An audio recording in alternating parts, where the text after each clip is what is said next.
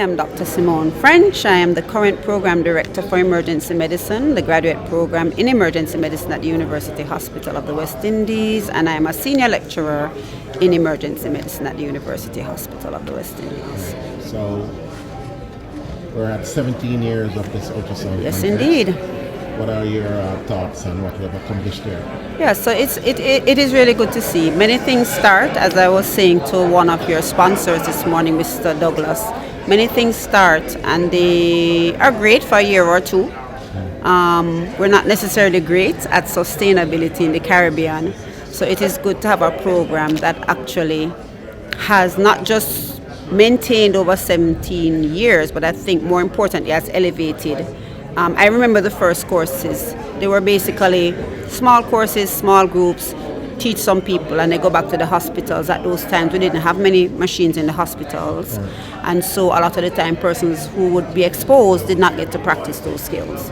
Now we're at a point where, through the provision of the machines, through JAHJAH Foundation, in partnership with American Friends of Jamaica, and then layering on that, not just the annual training, but I think those Zoom sessions that allows persons to maintain the interest and to build on their skills throughout the year in between the conferences are very important and a big part to play in why the interest remains high and the sustainability.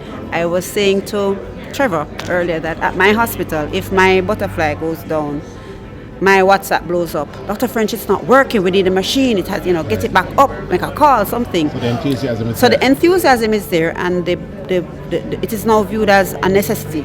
It is viewed as a necessity by the doctors. We need to have ultrasound available to us for emergency cases. So it is a good thing, and I think it's also good to see renewed focus on the obstetric side. Not so much my wheelhouse, but it is an important area. I mean, we do some of that in emergency medicine, but there are other gains that can be made just in terms of routine care in the community. So it's good to see that coming on stream. Right. Yeah. So several years ago, I spoke with you, and you told me that ultrasound has always been a passion. Yes. Sonography and yes, indeed. I did ultrasound at a time when nobody knew about ultrasound emergency. I remember my first course was a course at a place called the Advanced Health Education Center in Texas. I had to travel to Texas. To get it done. And it was a 3-day course with a woman who was a nurse. She has actually passed away. She was a lovely person, and it was just transformative for me. And I came back wanting to do ultrasound, and I approached the then head of the radiology department, who basically told me, absolutely not, I need to come and do a 4-year program in radiology. And I just thought, okay.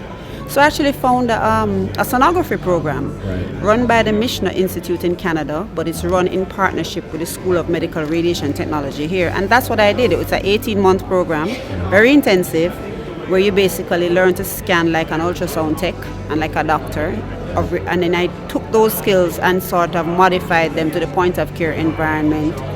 And while I've never made money from it directly, I've never charged anybody to do an ultrasound, it has had wider benefits because those skills were brought not only to the graduate program, because we now teach ultrasound to all our emergency room doctors in Jamaica. They all get training in the core competencies for point of care, but we actually train for our medical students. So I was getting at was that certainly you must be very pleased to see the progress that has been made in Jamaica since the time when you did your initial course. Yes, but I am greedy. You want more? I am greedy. I want more. I want more. I see an expanded role for the University of the West Indies in delivering point of care education.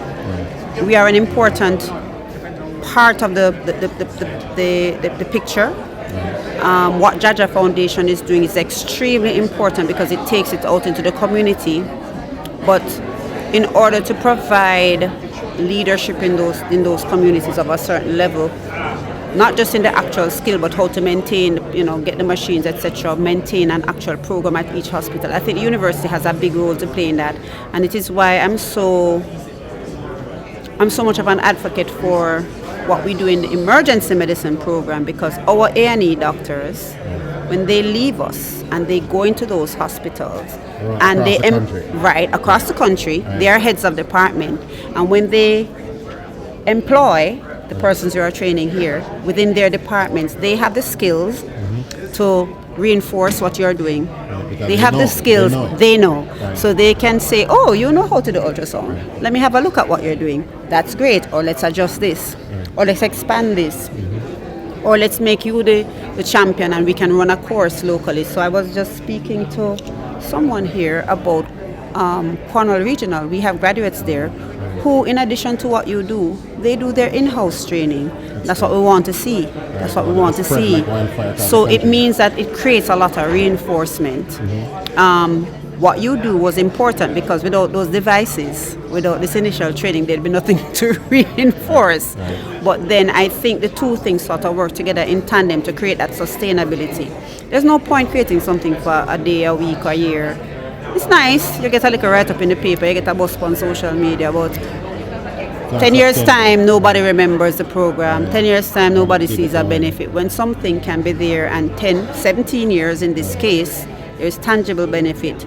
And it's not just tangible benefit, but better than it was initially. Exponential growth. That's what we want to see. You know? So, to sum up, or to wrap up this interview, you're pleased with the work that the JAHJAH Extremely Foundation pleased. and Extremely the pleased. American Friends of Jamaica is doing right now? Yes, I think it is transformative work. It required vision, and Trevor brought the vision, and the foundation has done. But vision alone, you know that goes. It needs support. It needs tangible support, and it needs a framework. I think to interject here, because when we started out 17 years ago, obviously there was no butterfly. So the technology has also... the technology has caught up, but I think that the feedback from users such as ours will help Butterfly to improve the device. The device is great, but there are one or two applications, and I understand, I am told that the latest version of the Butterfly actually addresses some feedback that we would have given about the user interface. Yes. So really out front. Yeah, I am hoping that Butterfly will make these devices available in Jamaica, because at present you can't buy a Butterfly device in Jamaica. But I do hope that they expand, find a local partner through a distributor that they're willing to work with to make the devices available. Because when that happens, you will see another burst of growth. Because a lot of these doctors will buy their own devices if they're given a chance. Certainly must feel very good to remember when we're coming from having the big machines here to now we just have the handheld machines. Yes, the handheld machines are great, and they're particularly great for resuscitative environments. Okay, well, thank you so much for all that you do in championing the cause. Thank you. I remember the Happy first to time do I it. came here and just saw you at the podium. Ultrasound is my passion, and so it is not difficult to give support to anything that's ultrasound related. It is.